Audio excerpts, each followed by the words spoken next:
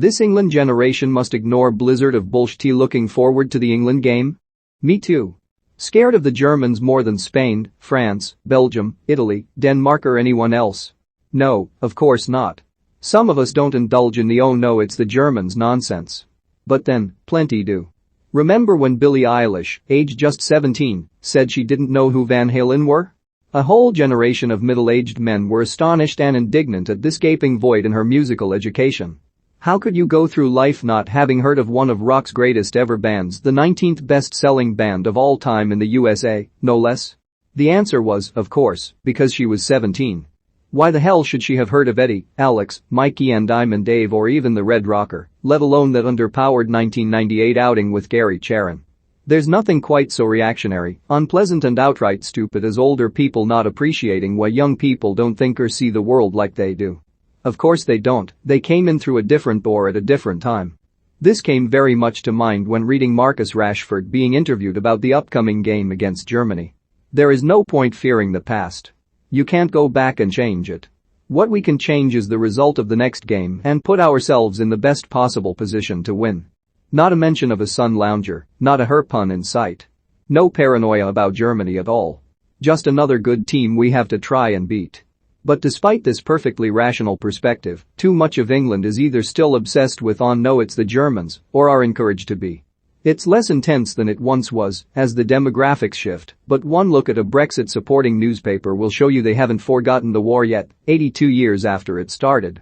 I thought this narrow-minded attitude, which has been present all my life, was in retreat, but now it's in government.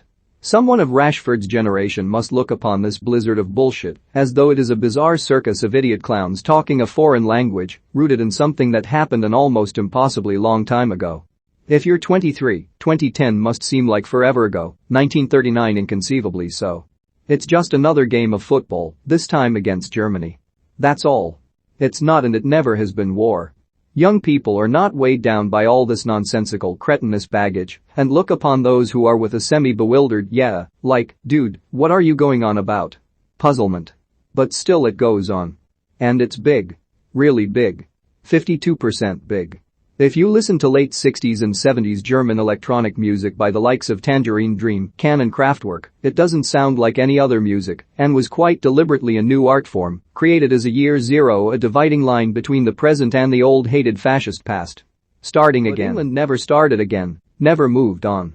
It sat in the stillness of a forever drizzly suburban Sunday afternoon, eating potted meat sandwiches, dozing off while watching Trevor Howard and Dickie Attenborough still fighting the bloody war, endlessly reliving the past and, mostly not even a true version of the past, but a semi-fictional one. We all grew up in the long, dark, gloomy shadow of the war and some never put the big light on.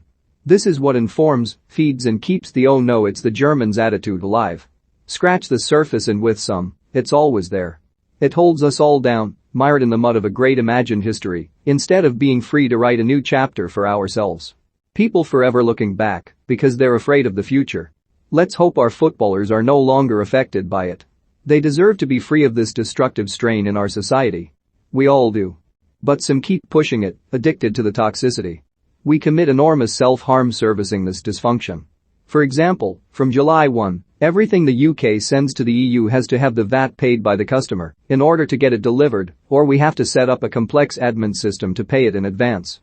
It will put a lot of EU customers off buying from the UK, it will affect every small business's profit and make some businesses unviable. It used to be so simple, but now it's so hard. That's "oh no it's the Germans" for you. Add to this absolute shame of the £2 billion fall in UK food and drink exports to the EU already this year, the loss of £900 billion of financial sector assets, the ruination of the shellfish industry, the evaporation of EU labour to work in picking fruit and work in care homes, and so much more, as all the while, in a move which would be too extreme for the most dystopian fiction writers, tiny trade deals are hailed as though a huge economic success. Lies have been so routinely passed off as truth that decent people begin to assume they cannot all be lies. They are. This is the "oh no it's the Germans" fear in action.